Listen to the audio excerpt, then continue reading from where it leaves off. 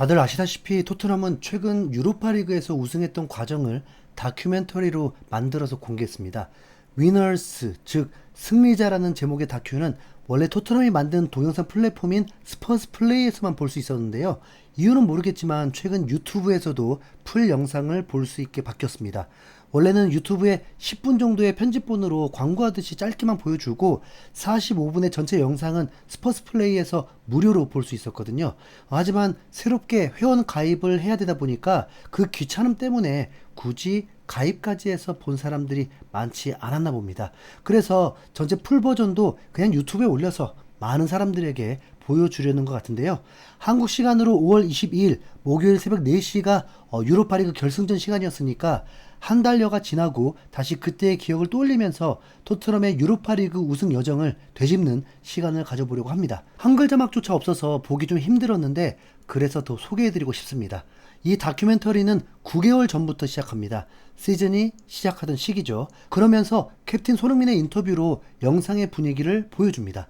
저는 시즌이 시작하기도 전부터 뭔가 일어날 수도 있겠다고 느꼈어요. 토트넘에서 10년을 보냈고 전 퍼즐의 마지막 조각을 찾고 있습니다. 라면서 이미 9개월 전부터 뭔가 느낌이 들었다는 손흥민의 인터뷰가 참 의미심장한데요. 뭐 결과론이나 끼워 맞추기라도 할 수 있지만 정말 공교롭게도 딱 손흥민 10년 차에 유로파리그 우승을 했다는 건 어찌 보면 운명처럼 느껴지기도 합니다. 그 다음에는 맷 웰스라는 사람이 나오는데 이 인물은 현재 토트넘의 수석 코치입니다. 토트넘 유소년팀 소속이었는데 프로로 데뷔하기도 전에 치명적인 부상으로 곧바로 은퇴하고 코치를 준비했다고 하네요. 그리고 이 웰스 수석 코치도 손흥민이 말했듯이 이번 시즌에 선수들이 그동안 이루지 못했던 무언가를 이룰 수도 있다는 생각을 했답니다. 이어서 토트넘의 부주장 로메로가 나오는데 로메로는 이런 말을 했습니다. 우승을 한다면 저나 클럽에게 모두 좋을 거예요. 선수가 팀을 위해서 할 수 있는 가장 중요한 일은 기록을 남기는 건데 그 유일한 방법이 우승이라고 생각합니다. 라면서 우승에 대한 의지를 불태우는 모습이었죠. 다음으로는 방출될랑 말랑하는 미드필더 비수마가 이런 말을 합니다. 유로파리그에 나가는 건 즐거운 일이에요. 팀의 야망과 개인의 야망이 서로 맞아 떨어질 때 정말 특별한 일을 해낼 수 있습니다. 라면서 유로파리그에서 우승하려는 야망이 토트넘 선수들과 구단의 공통적인 목표라고 자신감 있는 인터뷰를 했죠. 사실 비수마는 챔스도 경험은 했는데 그땐 콘테에게 외면받았던 시기라서 유로파리그에 큰 의미를 뒀을 것입니다.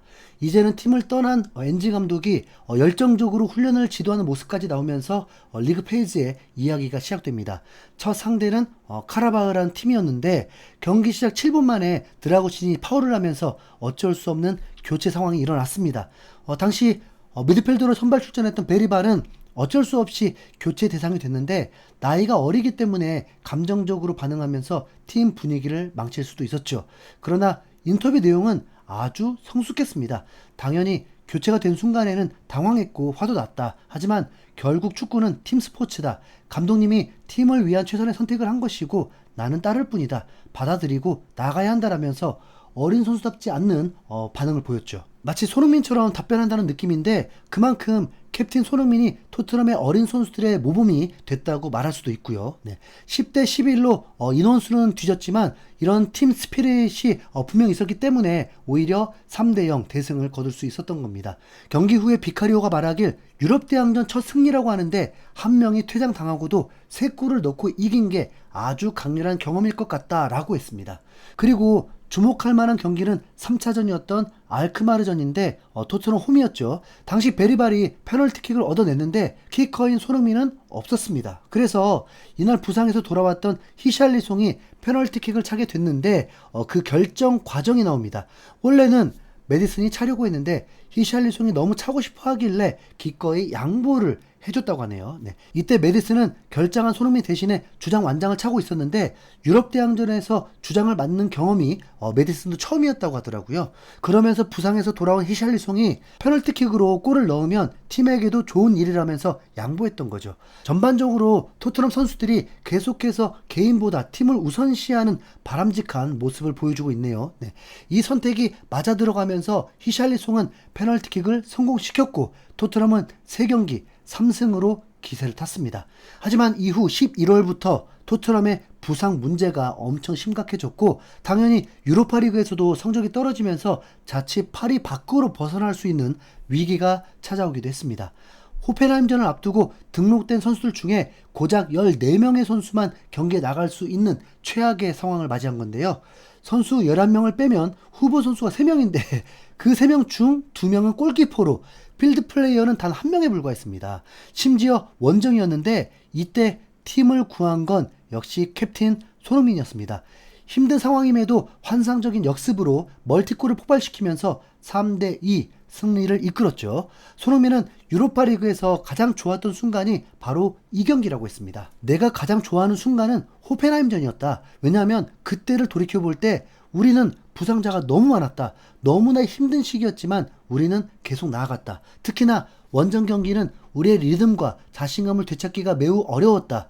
그렇기에 엄청나게 중요한 경기였다라면서 당시 승리가 유로파리그에서 우승하는 데 매우 중요했던 순간이라고 밝혔습니다. 이 큰 위기를 극복한 토트넘은 6차전에서 유소년 선수들의 맹활약으로 가볍게 토너먼트에 진출했죠. 이어서 다시 한번 알크마르를 꺾고 유로파리그 8강전에 진출했는데 로메로는 이때 모든 선수들이 리그보다 유로파리그에 집중했다고 말했습니다. 이미 리그 성적으로는 다음 시즌에 유럽대항전 진출이 어려워진 상황인 걸 모두가 알았고 유로파리그 우승만이 답이라고 생각한 건데요. 8강 상대인 프랑크푸르트와의 2차전에서는 손흥민이 부상으로 결장했습니다. 손흥민은 이 경기를 가족들과 집에서 보면서 엄청 긴장했다고 하는데요. 이 경기에서도 위기가 있었습니다. 메디슨이 골키퍼와 충돌하면서 부상으로 빠지고 대신 페널티킥을 얻긴 했습니다. 그런데 텔이 갑자기 자기가 차려는 듯 공을 먼저 집어드는 모습이 나왔는데 그때는 몰랐지만 엔지 감독 역시 엄청나게 당황하면서 소리를 쳤다고 합니다. 솔랑케가 차야 된다고 말이죠. 솔랑케는 대담하게도 거의 골대 가운데로 슛을 하면서 골을 넣었고 이게 그대로 결승골이 됐습니다. 선수들은 엄청 기뻐하면서 경기가 끝난 뒤에 계속해서 팬들과 함께 기쁨을 나눴고 부상으로 나갔던 메디슨도 이 당시가 엄청 기쁜 순간이었다고 회상했습니다. 그러나 4강을 앞두고 베리발이 훈련 중에 부상을 당하는 모습이 나오는데 당시에는 기사로만 봤지만 실제 영상에서는 베리발이 꽤나 고통스러워합니다. 이 정도였을 줄은 몰랐는데 발목 부상이 생각보다 심각했나 보더라고요. 그래서 보데 글림트를 종합 스코어 5대1로 비교적 수월하게 꺾었는데 결승 진출을 확정하고 나서 엔지 감독이 선수단에게 했던 말들이 흥미롭습니다. 자리에 없는 선수들까지 언급하면서 너희가 너무 자랑스럽다. 사람들이 우리를 믿지 않을 때도 우리가 한 팀으로 뭉쳐있던 게 자랑스럽다. 너희의 노력을 사람들은 결코 알 수 없을 것이다. 지금 여기 없는 포스터도 이 승리의 일부다. 소니도 큰 역할을 했다. 메디슨, 베리발, 드라굿이 모두 승리에 도움을 줬다. 모두가 기여했다 라면서 선수들에게 모든 공을 돌리는 모습이었는데요. 결승전 결과는 모두가 아시죠. 토트넘의 우승이 확정되던 순간에 한국을 시작으로 미국, 세네갈, 브라질, 인도 등 각 나라 팬들의 실시간 팬들이 나오는데 다시 한번 그때 기억이 떠오르면서 가슴이 벅차오르더라고요. 네.